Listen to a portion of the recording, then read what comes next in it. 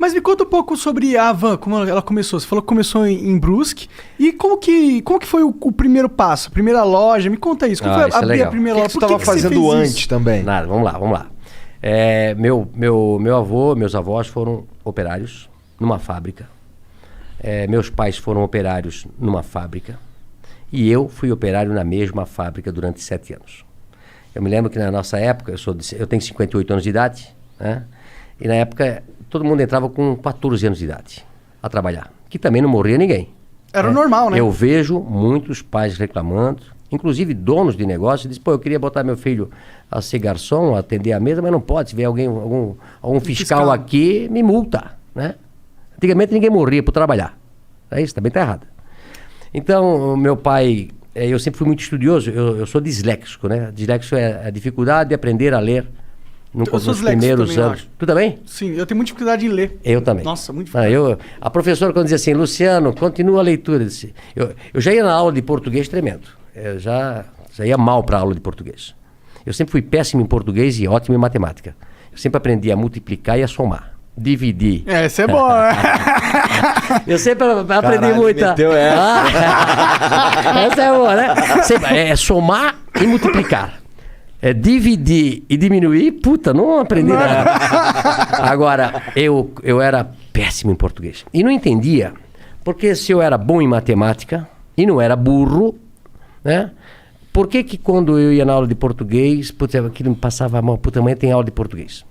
E aí a professora, eu acho que na 5ª série, 6ª série, a professora disse, Luciano, continua a leitura. Eu não ia. E os outros meus amiguinhos lendo atrasômetro, a burocracia. Começava a gaguejar, o pessoal começava a rir. E aí, eu não entendia. Aí eu pensei, o que eu vou fazer? E eu comecei a estudar em casa. Eu comecei a ler gibi na época, né? Livro, tudo que jornal, tudo. Eu vou tentar aprender a ler para eu não passar vergonha na coisa. E isso foi durante até os 12 anos de idade. Então eu sempre falo, né? Eu aprendi a ler só com 12 anos de idade. Imagina se eu tivesse aprendido com 7 anos, né? Esse era o Bill Gates. Tava melhor ainda, né? Tava melhor ainda. Tá com uma carinha então, assim, quem é disléxico, quem tem filho disléxico, tá? Ele não é burro, ele não é malandro. Ele aprende de maneira diferente, né? Procura um fonoaudiólogo. Como é que eu descobri depois que eu era coisa? Porque eu tive filhos depois na escola com dislexia, né? A gente fez simpósio. A nossa cidade tem colégio, a Cultura, que é especializado em quem é disléxico, né? Os Estados Unidos tem escola para disléxico, onde todo mundo é disléxico. Recentemente eu recebi um tudo audiobook. Não, aprende através do silábico. Entendi. Beabá. Hoje é construtivismo, você aprende a ler a letra inteira. Isso é um erro do Brasil aí, tem que mudar essa... O Brasil é assim, acho que a França é assim, a parte oeste americana é assim, que aprende menos do que o silábico. Pode crer. Tá? Então, aí a gente mandou professores para Curitiba para ensinar meus filhos a ler de maneira... Não, homeschooling não pode, cara. Crime. É crime, homeschooling não pode. Não pode, você não pode ter o seu filho estudar. Ele tem que estudar só naquela escola quadrada que o Estado fez. Não pode ter outro tipo de escola, não pode, hein, cara. Mas hoje tá mudando. E eu digo para você, quem tem um filho disléxico ou um filho que tem... Esse filho pode virar um problema no adulto, porque ele foi marginalizado na escola, né? E eu, graças a Deus, depois aprendi e tal. Mas eu saí, então, de pais operários. Eu comecei numa fábrica também. O que a fábrica fazia? Fábrica tecidos. Fábrica Renault. Uma fábrica de tecidos de centenas de anos. Todo mundo lá em Brusque trabalhou na fábrica Renault. Ela existe até hoje, lá. será? Eu comprei a fábrica faz 2 anos. Tu comprou? Cara! Legal. E aí, depois de 3 anos eu trabalhei numa expedição. O meu gerente me chama e disse, Luciano, eu era chamado lá até de ligeirinho aí eu corria para cá, corria para lá. Eu nunca parei.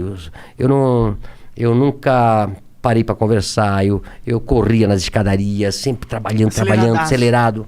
Aí um dia ele me chamou, esse meu gerente, e disse, Luciano, você é muito bom para ficar aqui. Eu te arranjei um emprego de vendedor, lá no outro lado. Tu não queres ir para lá? Eu disse, vou para lá. Aí me encontrei. Até hoje eu sou um vendedor. Adoro pessoas, adoro vender, né? E aí depois montei a van com apenas um colaborador do tamanho dessa sala aqui. Tua sala aqui é do tamanho da minha loja que eu comecei. Caramba. O que tu tava pensando quando tu criou a van? Não tô falando assim, não tô falando do que tu ia vender, não. Tô falando... porque assim, a van tem toda uma identidade, né? Isso veio depois... Não veio nessa primeira loja? Não, a loja num bairro, né? Aliás, antes de começar a van, como eu fui vendedor, eu passei a vender tudo o que se fabricava na loja, na empresa, que era uma empresa de 5 mil colaboradores, grande. E também o carro da diretoria, a sucata, tudo que tinha na van, era eu que na Renault na época, sim. eu vendia. Até achei, eu tô com um diretor que está lançando um livro na semana que vem, tem 80 e poucos anos, e ele conta no livro uma história que aconteceu. Ele tinha um Galaxy, você lembra do Galaxy? Carro? Um carro, Galaxy. Por exemplo, no Brasil tinha 5, 6 carros. Um Galaxy, um Opala, uma Kombi e um Fusca. Pode crer. Certo? Né?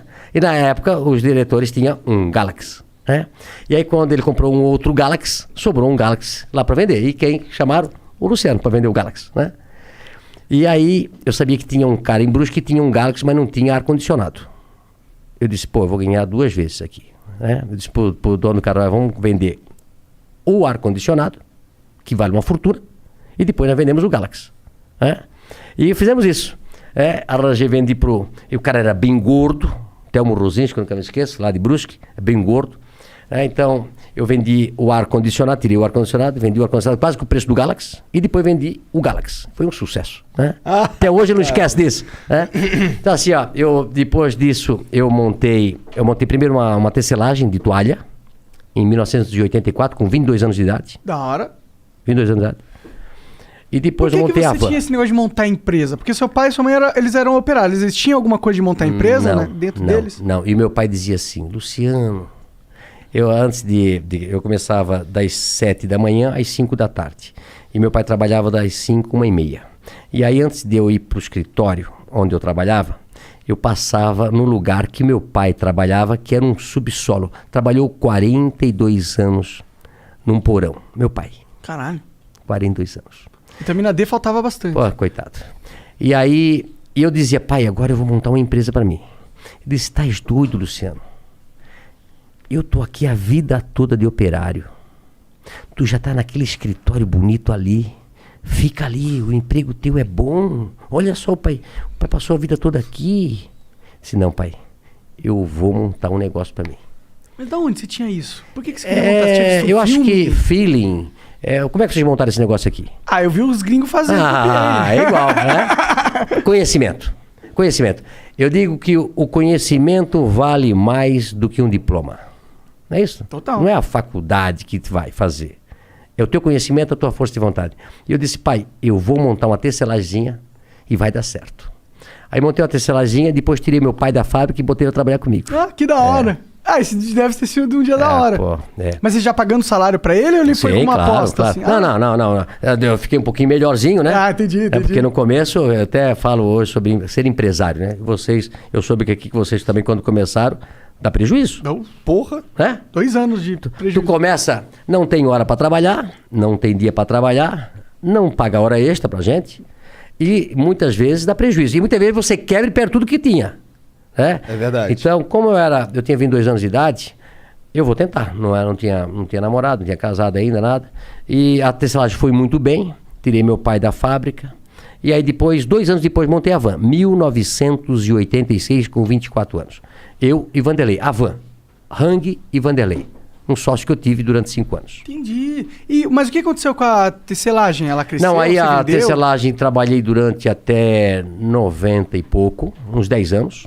Tendo a van junto. Junto, né? Entendeu? E depois eu vendi a tecelagem. Entendi.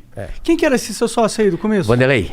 Quem que... Era um supervisor de vendas que trabalhava comigo na Renault. Entendi. Aí ficamos 5 anos juntos, separamos, ele tem a empresa dele hoje e a van continuou. Pode crer, ele meio que comprou tua parte, é isso? Não, não, na realidade a gente dividiu, ele fez a Vantex e eu continuei com a van. Pode crer. O que faz a Vantex? A Vantex vende tecido ainda hoje. Entendi. Pode crer. E aí, como que foi essa primeira loja? imagino que deve ser legal pra você ter um negócio físico, receber clientes. É diferente da tecelagem que você fazia antes, que é negócio pra empresas, né? A tecelagem você vende pra alguém vender, né? Isso. E também é engraçado o seguinte, olha só. Eu comecei a tecelagem fazendo tecido pra roupa de cama.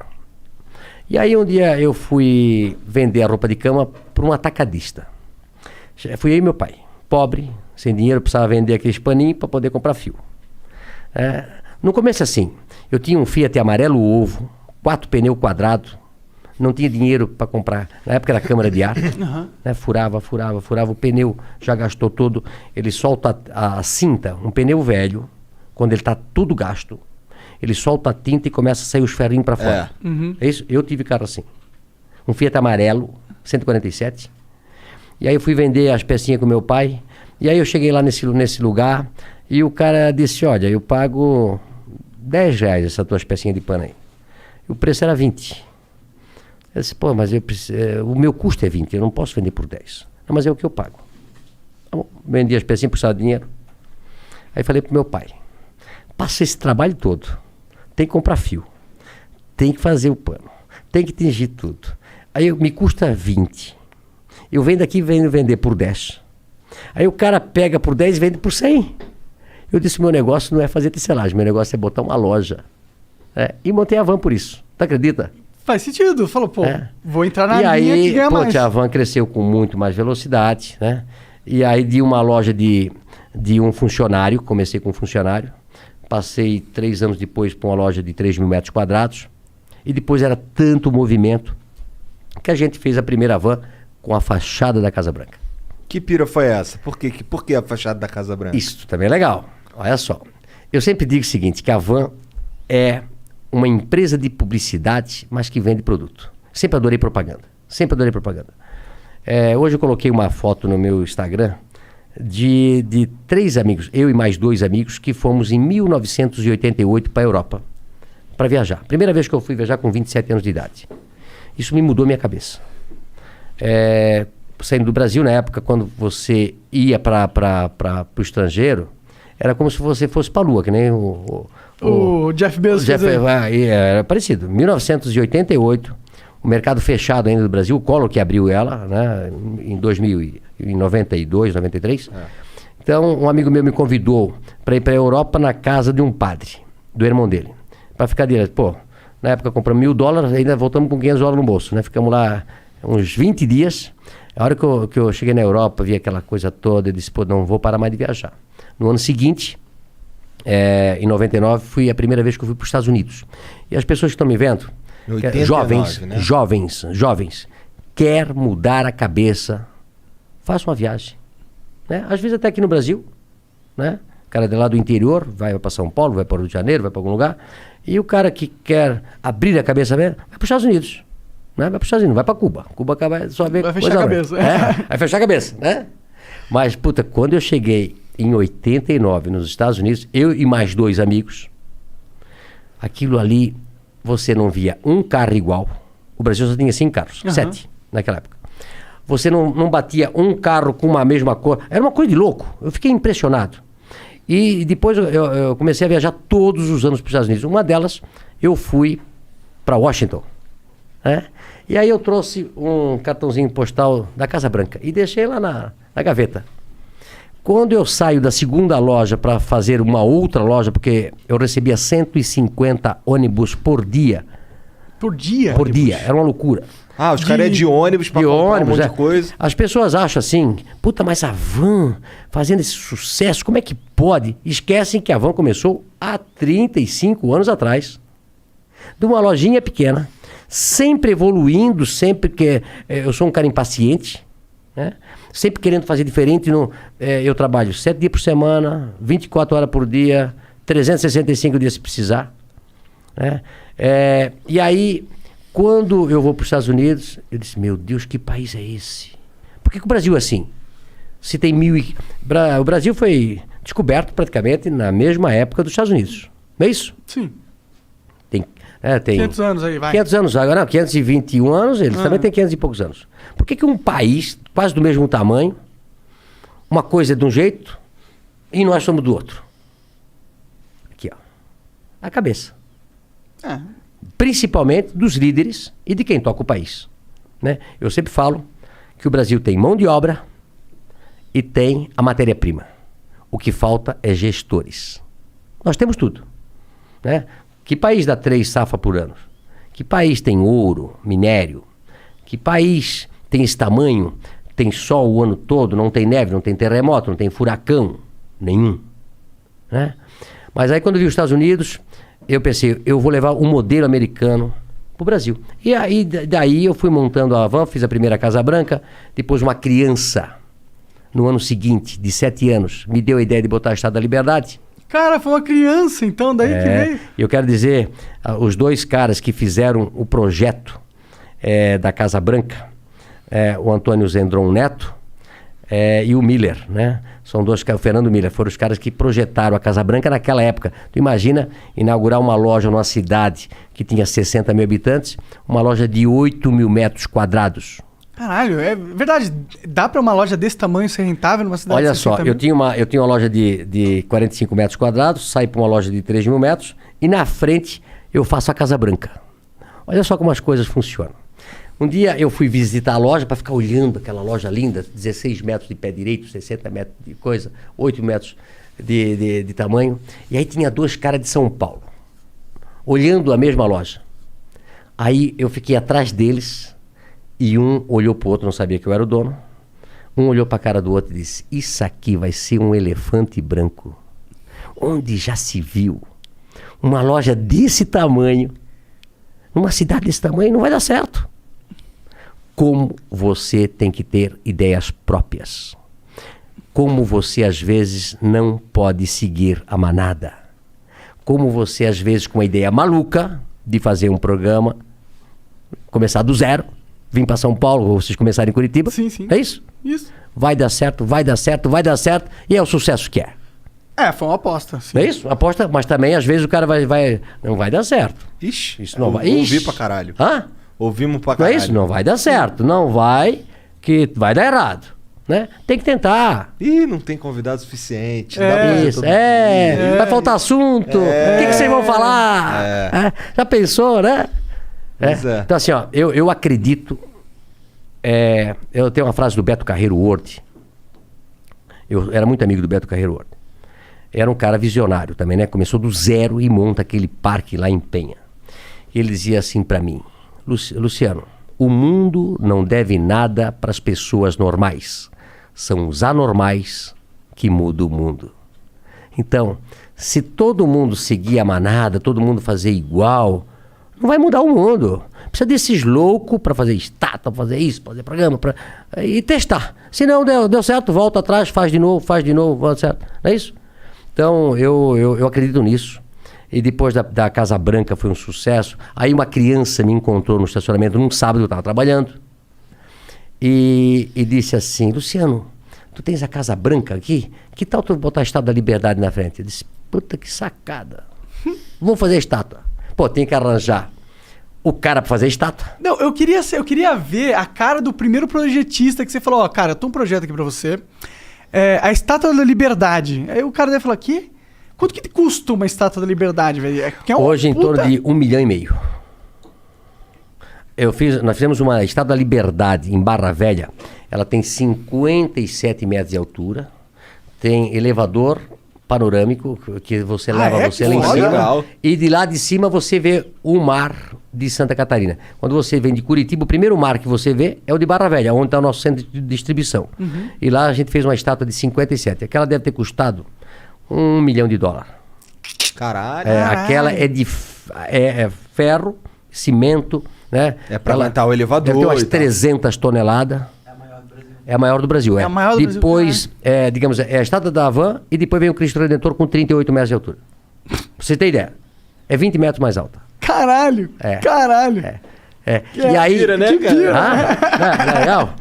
E aí quando o cara, quando disse, eu vou fazer a Estátua da Liberdade, a maioria disse, mas vai ser cafona, é brega. Eu disse, mas vai chamar atenção.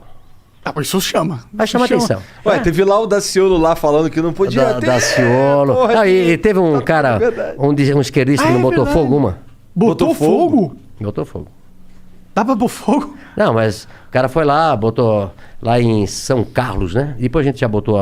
Mas assim, pessoas que não acreditam na liberdade de expressão, pessoas que não gostam da gente, de vez de discutir ideias, toca fogo. Né? Vai partir pra violência, né? Pra violência, né? Como é que foi tua reação quando tu viu o Daciolo lá na O Daciolo, depois eu falei com ele por telefone, né? Ele... Você é da sucursal? Ursal. Ursal. Não, o Daciolo ia para Brasília, eu acho que ele era deputado, né? E ele voltava talvez para a cidade, ele passava na frente de uma Estátua da Liberdade que nós temos em Valparaíso. E alguém falou alguma coisa para ele, na época, não sei qual era o assunto que ele... da Estátua da Liberdade, que ia tomar conta do Brasil. Ele dos Estados Unidos. Não me conhecia também, né? Pá. E aí falou e tal. Mas depois eu liguei para ele. Né? A gente ficou até de se encontrar, mas eu nunca encontrei pessoalmente, né? Mas ele não é doido, não. Não é doido, não. Não é doido, não. Mas é marqueteiro, né? É marqueteiro. Com certeza. Mas que foi, cara, eu vendo aquele vídeo ali, a minha sensação era de... Caralho, esse cara... Que isso, cara? O cara eu achava muito engraçado, eu adorava. O Daciolo? Eu também gostava dele. Mas, me conta um pouco mais sobre a primeira loja. O que você vendia exatamente nela? Nós montamos a primeira loja e nós vendíamos tecido, em metro, tecido. Tecido em metro. Tecido. Como eu era vendedor de tecido, né? Aí eu montei a loja de tecido. E aí Brusque se tornou um polo de confecção, ainda é hoje. Hoje, Santa Catarina é o maior polo têxtil do Brasil, passou São Paulo. O maior produtor têxtil do Brasil é Santa Catarina. Da hora. E nós, lá na época, em 86, montei um atacado para vender para confecções, que começar a vir ônibus para nossa região para comprar. Por isso que eram vários ônibus. Isso. Entendi. E aí a gente começou a vender tecido naquela lojinha, aí montou a loja de 3 mil metros, depois montamos uma loja... Essa de 3 mil metros era o quê? Só tecido também? Só tecido também. Aí depois comecei com cama, mesa e banho. Aí fiz a loja de 8 mil, aí quebrou uma empresa próxima, a gente comprou. Aí quebrou depois um shopping e hoje nós temos 55 mil metros quadrados. É a maior loja do Brasil. Talvez a maior loja da América Latina. Que da hora. Tem 3 salas de cinema, 2 praças de alimentação. Nossa, é um shopping. É um shopping, literalmente. Só que você compra tudo num só lugar, né? Como vocês conhecem lá de Curitiba. Quando que deu esse pulo de tecido pra ter tudo, móvel, talher, roupa? Isso foi aumentando a loja, a gente foi escutando os clientes, aí começamos a botar cama, mesa e banho, aí começamos a botar tapete, aí depois... olha só como é que as coisas. Aí começa a namorar com a Andréia, aí foi passando os anos, ela vai ficar louca comigo que eu vou falar. Vai, eu quero ouvir agora. Aí ela Como chegou... é teu nome, cara? Lucas. É a cara do Lucas. A cara do Lucas. Caralho. Aí um dia a André disse, olha, você estás me enganando aí faz 6 anos. Tem que casar. Eu disse, não tenho tempo. Não tenho tempo. Tem que trabalhar 24 horas por dia. É uma loucura. Eu atendia 150 horas por dia. É uma loucura, Tu tava lá na frente, na loja direto? Não, direto. Eu ia dormir 1, 2, 3 horas da madrugada, porque eu importava muito na época da Coreia e tal, e lá é o inverso. Sim. Né? Então eu ia dormir muito tarde, e no dia seguinte acordava cedo, e não conseguia, sábado, domingo, feriado. Aí eu disse, não, mas tem que casar. Eu pensei, sempre vou casar no inverno, para se fazer uma festa, é frio, né? Não vou casar no verão. E foi a dar um jeito de nós casar em dezembro. Que é verão. Verão pra cacete. Né? E aí casamos e eu, por sorte, tinha escutado um senhor me falar que um lugar lindo, maravilhoso era a África do Sul. Aí marquei a viagem para a África do Sul, casei no sábado, fui para a África do Sul no domingo, cheguei na segunda e voltei na sexta. Ou seja, fiquei 3 dias na África do Sul. Lua de mel rapidinho. Mas lá era o hub, na época, de todos os aviões que iam para o Oriente. Para Coreia, para Taiwan, para Hong Kong, para China. Isso em 2005. 95. Vai fazer 26 anos de casado. Aí eu comecei a conversar com um, conversar com outro, eles falando loucos, dizendo quanto custavam os produtos lá. Centavos. Eu disse, não é possível. Liguei para Brusque. E eu estava sentado lá no coisa. Marca uma reunião para segunda-feira às 8 horas da manhã que arranjei um outro negócio. Ou seja, o casamento foi um ótimo negócio. Eu digo assim pra ela, fica louca. Que bom, Até na hora de casar eu arranjei um negócio. Isso daí foi quando... Esse negócio era conversando com os caras lá. Porque eles tinham os com as fornecedores pessoas que... lá. Os aviões chegavam do mundo, paravam na África do Sul, fazia o transbordo, ficava esperando o outro avião e iam pra lá. Aí eu disse, eu cheguei e avisei pro pessoal, já disse, olha, prepara uma reunião, segunda-feira, eu vou fazer uma loja de importados. Avan, o Paraguai é aqui, né? Isso era dezembro. Dezembro eu fui pro Paraguai, via mais ou menos o que eles vendiam lá. Janeiro já fui para Las Vegas, tem uma feira de importado, tinha lá. E no ano seguinte já fui no mês seguinte já fui para China, para tudo quanto é lugar. E aí começamos a importar produtos importados na época, que o dólar estava muito defasado. Mas foi um sucesso quando a gente abriu. Então eu incorporei todos esses produtos aí que se vê hoje. Foi nessa época aí. Entendi, foi do caraca, o cara tirou do casamento a Havan moderna. Tá aí. Mas tu sabe de uma coisa? O Brasil, eu tenho falado bastante isso, e falo isso para os meus compradores, que nós só devemos importar aquilo que for 30%, 40% mais barato lá fora. Tentar comprar tudo que for possível no Brasil. Nós temos que gerar emprego no Brasil. E sabe por que a gente não gera mais emprego no Brasil? Tem algumas... Por causa dos impostos. Né? Bom, nós temos a maior carga tributária do mundo. O Brasil, na década de 80, de 70, exportava tudo. Exportava louça, exportava toda a indústria nacional, exportava para o mundo todo. E por que nós fomos perdendo competitividade? Lá atrás, a carga tributária era 18, 20, 22, 24. E hoje chega a quase 50% de tudo que a gente produz. Sim. Ou seja, tudo no Brasil é muito caro. E aí os outros países começam a competir com a gente.